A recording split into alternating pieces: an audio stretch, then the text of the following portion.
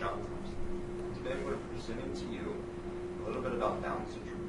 I'd like to give you a little bit of the scientific background, how someone can obtain this disorder from birth, how this may affect you in your future when working with people with Down syndrome. This is very popular within our generation, within our society, so I think it is very critical that we all are informed of some of the general ideas and characteristics of these type of people, because we are around them, and I think it is important that we do include them in our daily lives and what we do throughout our lifestyle.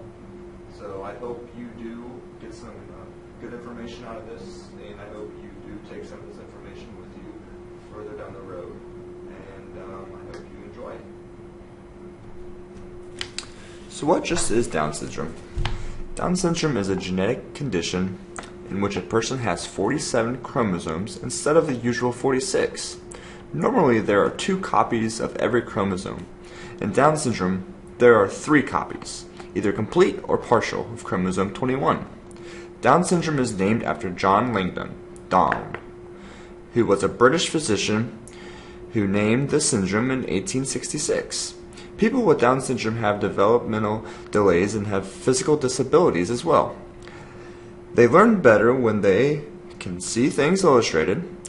This finding has been demonstrated across a number of areas of development, including the acquisition of language, motor skills, and literacy.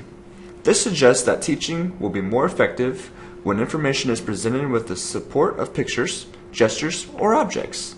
Motor skills develop at a slower rate for children with Down syndrome than for kids without Down syndrome. These delays in motor development reduce infants' opportunities for exploring and learning about the things around them, and therefore affect cognitive development. Poor oral motor control may impact the development of language skills. They generally do activities like walking, talking, self-feeding, and toilet training later than other kids. Early intervention programs are offered in each state, which helps each child develop to his or her full potential. There are 3 types of Down syndrome. Trisomy 21, which is non-disjunction, which accounts for 95% of cases. Translocation occurs for about 4% of mosaicism, accounts for about 1%. Down syndrome is the most commonly occurring chromosomal condition. Approximately 1 in every 700 baby in the United States is born with Down syndrome, which is about 6,000 each year. This disorder occurs in all races and families. The incidence of births of children with Down syndrome increases with the age of mother. But due to the high fertility rate in younger women, 80% of children with Down syndrome are born to women under 35 years of age. The life expectancy for people with Down syndrome has increased dramatically in recent decades, going from 25 in 1983 to 60 today. They attend school, work, participate in decisions that affect them, have meaningful relationships, vote, and contribute to society in many wonderful ways. Also, about 250,000 families are affected by Down syndrome. Now to get further specific for the science of this disorder, as I said previously, there are 3 different variations of this disorder. Down syndrome is usually caused by an error in cell division, which is called non-disjunction. Non-disjunction results in an embryo with 3 copies of chromosome 21 instead of the usual 2. Prior to or at conception, a pair of 21st chromosomes in either the sperm or the egg fails to separate. As the embryo develops, the extra chromosome is replicated in every cell of the body. This type, which accounts for 95% of Down syndrome population, is called trisomy 21. The other 2 types of Down syndrome are called mosaicism and translocation. Mosaicism occurs when non-disjunction of chromosome 21 takes place in one, but not all of the cell divisions after fertilization. When this occurs, there is a mixture of two types of cells, some containing the usual 46 chromosomes and others containing 47. Those cells with 47 chromosomes contain an extra chromosome 21. Mosaicism accounts for about 1% of all cases of Down syndrome. Research has indicated that individuals with mosaic Down syndrome may have fewer characteristics of Down syndrome than those with other types of Down syndrome. But broad generalizations are not possible because of the wide range of abilities people with Down syndrome have. Translocation accounts for about 4% of all cases of Down syndrome. In translocation, part of chromosome 21 breaks off during cell division and attached to another chromosome, typically chromosome 14. While the total number of chromosomes in the cell remain 46, the presence of an extra part of chromosome 21 causes the characteristics of Down syndrome. Regardless of the type of Down syndrome, all people with Down syndrome have an extra portion of chromosome 21 active in all or some of their cells. This additional genetic material alters the course of development and causes the characteristics associated with Down syndrome. The cause of non-disjunction is currently unknown. Research has shown that increase in frequency as women ages, but due to higher birth rates in younger women, 80% of children with Down syndrome indicate that Down syndrome is caused by environmental factors or the parent's activities before or during pregnancy. After a woman gives birth to a baby with trisomy 21, it is estimated that her chances of having another baby with trisomy 21 is 1% greater. Down syndrome symptoms vary from person to person and can range from mild to severe. No matter how severe the condition, people with Down syndrome have a widely recognized appearance. The head may be smaller than normal and abnormally shaped. For example, the head may be round with a flat area on the back. The inner corner of the eyes may be rounded instead of pointed. Some common physical signs are decreased muscle tone at birth, excess skin at the nape of the neck, flattened nose, separated joints between the bones of the skull, single creases in the palm of the hand, small ears, small mouth, upward slanting eyes, wide, short hands with short fingers, white spots on the colored part of the eyes.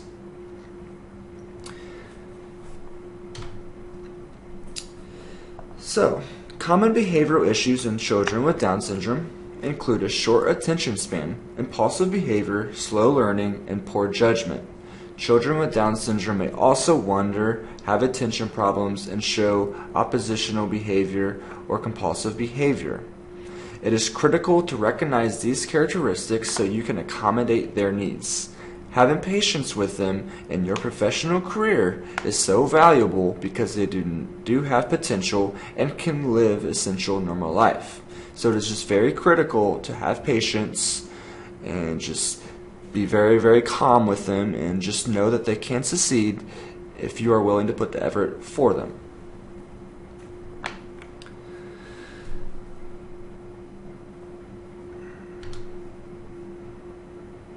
So, activity time.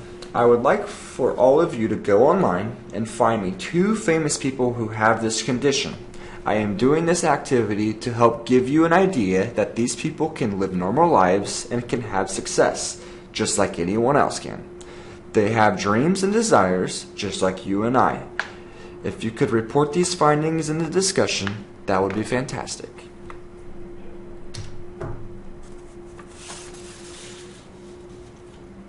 So some special accommodations, just like everyone else, they do have their own, they do learn at their own rate, so it is critical to understand that the process does take some time, so again, be patient with them. They do seem to be stubborn at times, so don't get upset. It's just their nature. So just be patient and be aware of this. They can be distracted easily. Oftentimes they'll be working on something or doing something and they'll get bored with it fairly easily. So they will oftentimes go from one thing to another and jump around oftentimes. Oftentimes they also deal with some speech and language issues. It's maybe not so clear to what they're trying to say to you because they do kind of have a little bit of a speech impediment. So just be aware of that and try to really understand gestures as well as what they're trying to actually say. They do have some short memory retention, so don't expect them to repeat and learn. It'll take a very, very long time for this type of style to be learned. Again, use visuals. They do learn better with visuals, so doing anything with visual cues can be very beneficial for these type of people. And they do have low muscle tone, so this is critical for our department because we do work in the physical aspect of their lives. So being aware that their muscle tone is low, so be very critical and careful of what type of activities you are doing with them.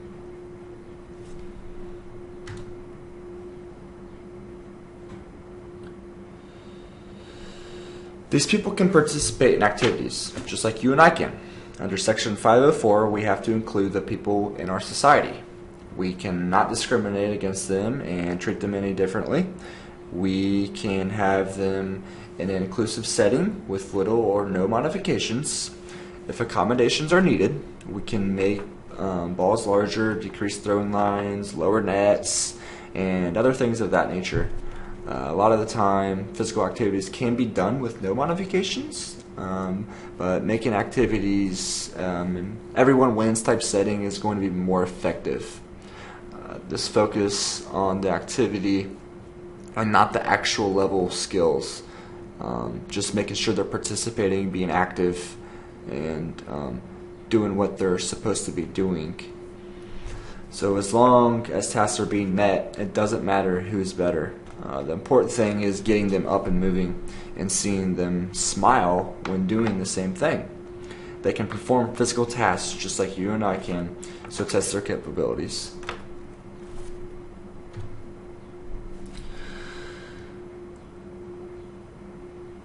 Now, for your second and final activity, I would like for you to go online and find just one piece of equipment that can be used for people with Down syndrome. This can be in a physical setting or just a general learning setting. Just any piece of equipment that benefits these people will work. After you find these things, document them in the discussion board so I can see the different equipment, because there's a lot out there I'm sure I'm not aware of. So I think it'd be interesting to see everyone's ideas and things that they think is appealing for equipment.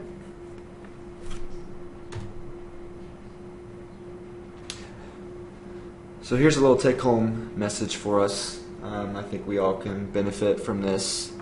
It's a touching video that can be a take-home message for you. This helps demonstrate that they are humans, they are capable of performing tasks, and can live normal lives just as you and I can. I hope you all learned something from this presentation, and I hope you all go out in the world and change not only these kids' lives, but also change the world by educating others about these kids to help make a more inclusive world. If you want to further your awareness, I will have 7 different references on the last slide where you can gain more personalized information. Thank you very much.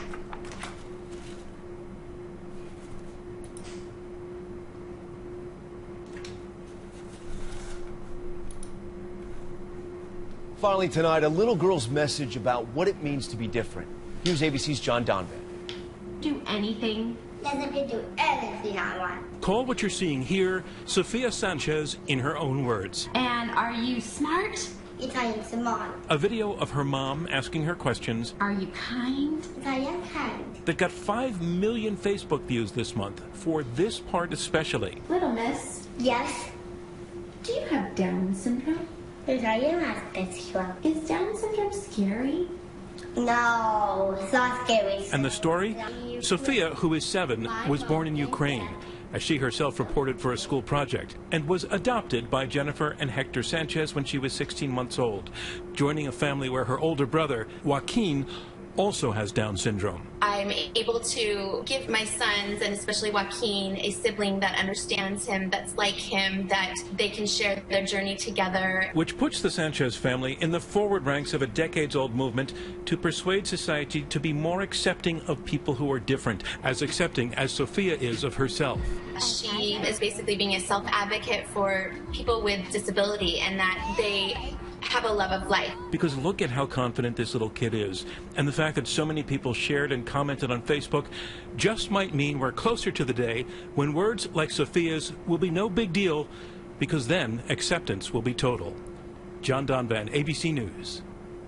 So tonight we salute Sophia and her family for being America strong. GMA first thing in the morning, David Muir right back here tomorrow night. I'm Tom Yamas in New York. Have a great evening. Good night.